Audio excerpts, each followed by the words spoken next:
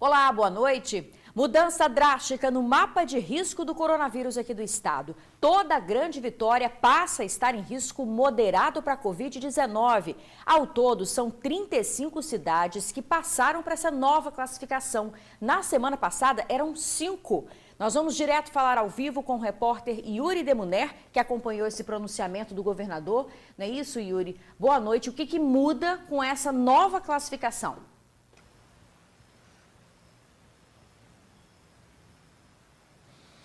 Olá, Isabela, boa noite para você, boa noite para quem está em casa. Com essa mudança no mapa de risco, mudam também as regras para essas 35 cidades que estão com risco moderado de contaminação.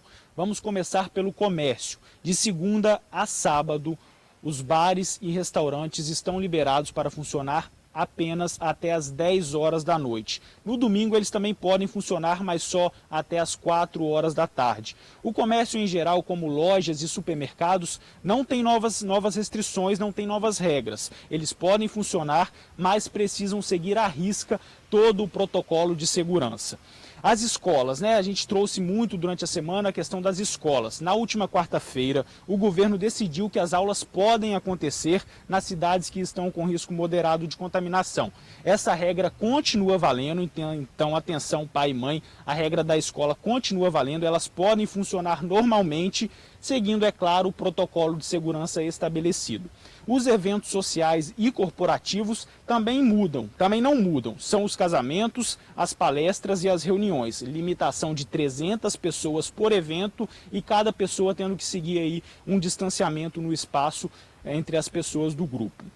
Esse salto no número de cidades do risco baixo para o risco moderado vem justamente porque o número de mortes e o número de casos confirmados mais do que dobrou nas últimas semanas. O governador do estado, Renato Casagrande, falou que estamos vivendo a segunda onda da pandemia e deu mais detalhes sobre esses dados. Vamos acompanhar na fala dele. Chegamos a uma média móvel de 14 dias de óbito em torno de 8, 7 e pouco, 8, entre 8 e 9, a menor média móvel de 14 dias. E hoje nós já estamos perto de 15. Então nós praticamente dobramos nessas últimas semanas a média móvel de óbitos, de 8 para 15. Então, isso mostra como nós estamos tendo uma segunda fase dessa onda que do coronavírus que começou lá em março. Durante o pronunciamento, o governador do estado, Renato Casagrande, deu mais detalhes também sobre a taxa de transmissão do vírus aqui no estado do Espírito Santo. Essa taxa está acima de 1, gente. Isso significa que uma pessoa contaminada transmite o coronavírus para mais de uma pessoa, fazendo crescer rapidamente o número de casos confirmados em todo o estado. Diante da alta taxa de transmissão, as autoridades, o governador, o secretário de saúde pedem cautela para seguir os protocolos, usar a máscara, ter cautela também nas praias durante o verão e manter os hábitos de higiene. Então, reforçando a informação, são 35 cidades do estado que estão com risco moderado de contaminação.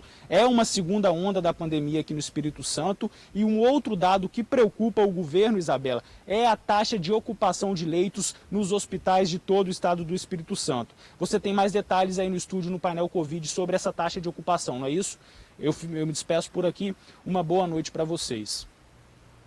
Ok, Yuri, muito obrigada pelas suas informações. A gente vai atualizar, sim, a taxa de leitos ocupados, mas antes a gente fala da quantidade de casos, porque o painel Covid foi atualizado. A gente viu aí que o governador informou que essa média de mortes era de 15 por dia, só que de ontem para hoje, gente, foi ainda maior. A quantidade de pessoas que perderam a vida em 24 horas foi de 17. E nessa última atualização do painel Covid, foram mais de 1.700 novos casos aqui no Espírito Santo.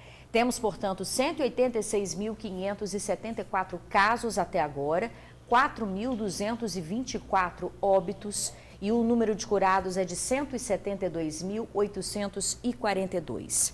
Hoje, segundo o governo, 367 pessoas estão internadas na UTI em todo o Espírito Santo tratando do coronavírus. A taxa de ocupação somente na UTI é de 84,56%. Isso no Espírito Santo todo, se a gente for avaliar todos os hospitais. Mas se a gente olhar nesse gráfico aqui, que está separado por regiões, a região metropolitana está com a taxa de ocupação de 88,81%. Então, por isso fica aí o nosso alerta, com essa taxa de transmissão alta, depende de cada um de nós fazer a sua parte. Os números estão aumentando, a pandemia ainda não acabou, é um assunto que a gente ainda precisa tratar e tomar os cuidados devidos.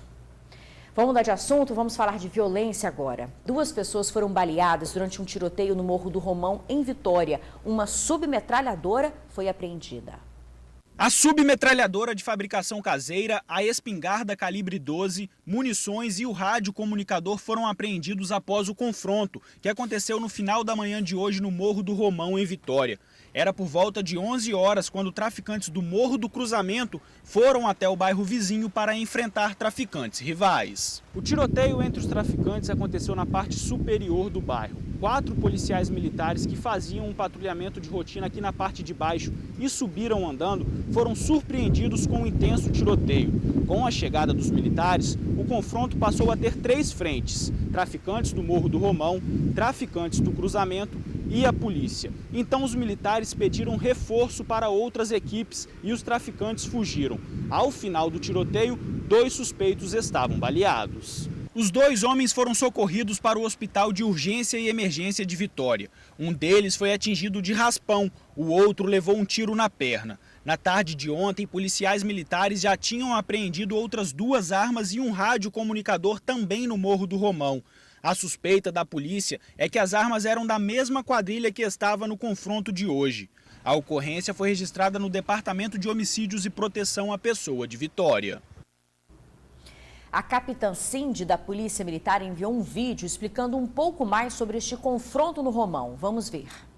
A equipe de patrulha ela recebeu uma denúncia pelos CIODs de que haveria um confronto entre os traficantes rivais do Morro do Romão e do Morro do Cruzamento. A patrulha da 1ª Companhia realizou uma incursão, uma operação a pé no Morro do Romão para identificar possíveis criminosos. Durante essa incursão, os policiais se depararam com 3 indivíduos portando arma de fogo e esses indivíduos eles efetuaram disparo de arma de fogo contra os policiais militares. Para revidar essa agressão, os policiais também efetuaram disparos, vindo a alvejar 2 deles. Um dos que efetuaram disparo conseguiu fugir pela área de mata, portando uma arma de fogo longa. Os outros 2 foram detidos, eles foram alvejados durante a ocorrência, os policiais socorreram para o hospital, um deles já teve alta, está sendo entregue aqui na DHPP e o outro está no hospital ainda sob escolta policial. Foi enterrada hoje a doméstica morta a facadas pelo filho adotivo em Cariacica. O rapaz foi preso e durante o depoimento demonstrou frieza. Afirmou para a delegada que matou porque quis. Muita tristeza e comoção entre familiares e amigos no enterro de Dalva Oliveira, de 57 anos. O corpo dela foi enterrado em um cemitério público de Cariacica. Dalva foi morta pelo próprio filho de criação na última quarta-feira. Bruno Rodrigues Pereira, de 24 anos, matou a mãe a facadas. A delegada que atuou no caso contou que Bruno matou Dalva com requintes de crueldade. Ele falou que a mãe chegou em casa, preparou a janta, deu roupa de banho para eles tomarem banho, eles trocaram de roupa, jantaram, e aí depois ela estava sentada descansando, ele passou por trás, colocou a mão no ombro dela como se fosse fazendo um carinho, e quando ela olhou para ele desferiu o golpe fatal. O assassino foi preso na tarde desta quinta-feira em Guarapari, enquanto estava entrando em um carro de transporte por aplicativo para tentar fugir. Bruno estava morando na cidade e foi até Cariacica para visitar a mãe. De acordo com a polícia, ele a matou sem motivos aparentes. Durante o interrogatório dele, ele se manteve bem, tranquilo, frio, não demonstrou qualquer tipo de arrependimento, em que pese a gente ter insistido muito para tentar que ele nos desse alguma motivação para ter cometido tal ato tão cruel. Que ele apresenta no corpo 2 tatuagens com o nome da vítima. E aí, ao indagarmos ele durante o interrogatório, se ela não tinha sido uma mãe zelosa, afetuosa, Ele, muito pelo contrário, só foi elogios à vítima. No dia do crime, Bruno estava acompanhado de um adolescente de 13 anos que também foi apreendido pela polícia. Além de matar Dalva, os dois esfaquearam também o marido dela. O marido, que estava numa varandinha, ele ouviu e entrou para ver o que tinha acontecido. Nesse momento, o adolescente estava com uma outra faca na mão e desferiu os golpes no senhor. Ele só não veio a óbito porque ele conseguiu correr e pedir socorro à população. De acordo com a polícia, Bruno era usuário de maconha e já tinha passagens por tráfico de drogas no Rio de Janeiro. Ambos falam que mataram pelo simples fato de querer matar. Que horror, né? Olha, os dois vão responder pelo homicídio e também pela tentativa. Bruno também vai ser indiciado por corrupção de menores.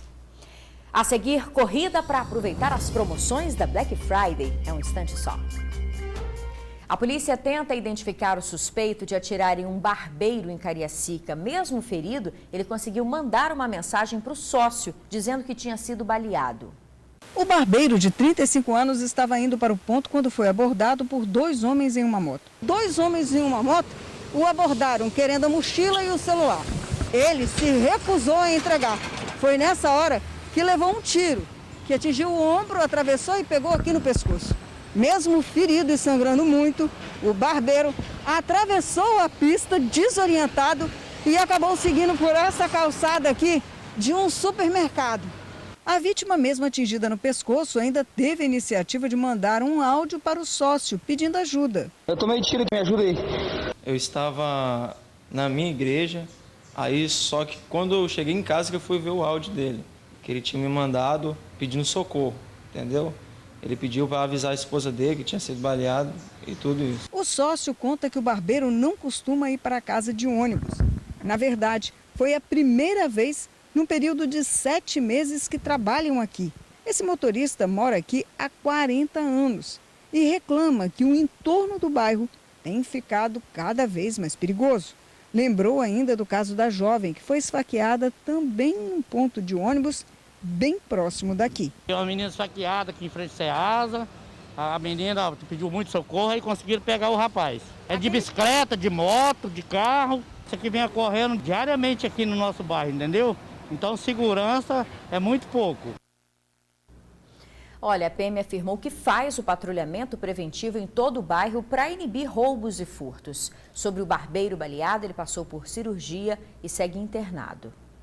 Agora, olha só essa imagem que vai aparecer aqui no LED. O ferimento na cabeça deste homem foi provocado por um bandido durante um assalto.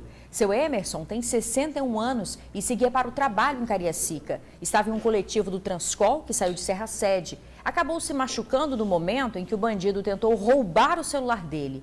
Seu Emerson tentou evitar que o ladrão levasse o aparelho e acabou caindo. O bandido saiu correndo, levou o celular, não foi mais encontrado. A ocorrência foi registrada na delegacia. Olha, hoje teve muito movimento nos shoppings com essas promoções da Black Friday. Uma estratégia dos shoppings, foi adotada agora durante a pandemia, foi ampliar o prazo das promoções justamente para evitar aglomeração. Mãos cheias de sacolas, shoppings lotados, última sexta-feira de novembro. Já sabe, né? Dia de Black Friday. O consumidor, que não é bobo nem nada, correu para aproveitar as promoções que chegam até 70% de desconto. Tá difícil aí se organizar com tanta sacola? É, tá difícil. Resolveram aproveitar a Black Friday? É, resolvi aproveitar um pouquinho. Friday e as promoções? Sim. Tá boa? Tá boa. Desde cedo, os shoppings da Grande Vitória andam movimentados. A expectativa é grande. Os comerciantes esperam recuperar os prejuízos deixados pela crise do coronavírus. A movimentação está excelente, a gente está com uma expectativa de pelo menos ter um percentual do público que foi de 2019. Eles começaram a vir desde o início da semana para olhar os produtos, pesquisar e fazer a compra da melhor oferta. A gente antecipou a Black Friday para o mês de novembro inteiro. O objetivo era que realmente os clientes tivessem mais segurança e tranquilidade para realizar suas compras, né, com antecedência, e também para ativar as vendas para os nossos lojistas. 13º na conta e promoções por todos os lados. A galera já se empolga, né? Mas às vezes acaba gastando mais do que podia ou comprando coisas que não precisava. Mas e aí? Como é que faz para trocar? Depois que a euforia passa, algumas pessoas se arrependem ou querem mudar o produto. O diretor do Procon estadual orienta. Se ele comprou pela internet, ele pode cancelar a sua compra, independentemente se o produto chegou com todas as especificações, garantias, enfim, todo o acordo que foi feito entre as partes. Porém, tem 7 dias a partir do aceite para cancelar essa compra. Também é importante fazer uma pesquisa de preços para ver se a promoção vale a pena. Esse casal estava calculando tudo antes de comprar. Tá valendo a pena, aparentemente, pelo que a gente tem olhado, tá valendo a pena. Comparei os preços na internet também antes. Então você fez uma pesquisa antes de vir aproveitar Black Friday, então? Sim, para poder ver se vai valer a pena, se não vai ser prejuízo. Se o consumidor, depois que ele compra na promoção da Black Friday, ele efetivamente descobriu que não comprou numa promoção, ele pode denunciar, porém precisa comprovar isso. Por isso que é importante nós falarmos de pesquisar os dias que antecedem a Black Friday, porque é comum existir a majoração do preço da mercadoria dias antes da Black Friday e depois mantém o preço anterior e efetivamente isso é uma publicidade enganosa. Olha, caso haja reclamação, o consumidor deve procurar o Procon estadual. O telefone é 151. Para agendar um atendimento, é só acessar o site procon.es.gov.br. Vamos para um rápido intervalo, fique com a gente, é um instante só. Mais de 31 mil capixabas têm cidadania italiana. O escritório consular da Itália já está em funcionamento aqui no Espírito Santo. É possível dar entrada com pedido de passaporte e outros documentos, o que antes era feito só no Rio de Janeiro. Genésio não tem o sobrenome italiano, mas no sangue corre a descendência do bisavô. E foi ouvindo as histórias da família que decidiu buscar a cidadania.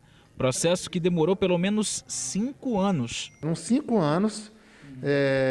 deu entrada eu, o meu irmão e meu tio, né? Nós 3 fizemos um agendamento e a gente fomos todos para o Rio de Janeiro com a documentação completa e conseguimos dar entrada. O bancário Vinícius está no meio do processo e, assim como Genésio, quer a cidadania italiana. A etapa que eu estou é do agendamento. O agendamento é um processo que é feito no consulado do Rio de Janeiro, né? Ao qual nós aqui no Espírito Santo hoje somos subordinados. E esse agendamento, né, ele leva de cerca de 1 ano a 1 ano e meio para ser confirmada aí a data para que eu vá até o consulado com os meus documentos e fazer o procedimento. Agora, para o Vinícius, isso vai ficar mais fácil. É que foi instalado um escritório consular aqui na capital. Ele vai realizar diversos serviços. Hoje nós temos o Sportello Consulare, funcionando desde o dia 16, né, de novembro. É como se fosse um cartório, né, que realiza diversos serviços. Inclusive, ele continua fazendo um serviço de passaporte, né, autenticações, procurações, né, ou seja, é uma extensão do consulado do Rio de Janeiro. Assim que nós tivemos a instalação definitiva da Agência Consulare, que é um consulado de carreira, na verdade, de um pouco menor proporção, de menor tamanho, aí sim nós seremos totalmente independentes do Rio de Janeiro, do consulado do Rio de Janeiro. Todos os serviços serão feitos aqui. Todos os que estão sendo feitos, incluindo o serviço de cidadania italiana, que é muito procurado. Vou começar a falar agora aqui com você e vai aparecer meu nome, viu? Vitor Zuccolotti. Zuccolotti é um sobrenome italiano e muita gente no estado tem essa descendência. 70% dos capixabas. Isso significa mais de 2 milhões de pessoas, segundo o representante da comunidade italiana aqui do Espírito Santo. Mais de 2 milhões de capixabas têm pelo menos um ancestral italiano e pode aí conseguir comprovar ou montar seu processo de dupla cidadania. Olha, os atendimentos no consulado devem ser agendados pelo site italiaes.com.br/para-agendamento. Bom, a gente fica por aqui. Muito obrigada pela sua companhia. Um ótimo final de semana. Se cuida com cautela. Segunda-feira a gente está aqui de volta, viu? Te esperando. Até lá.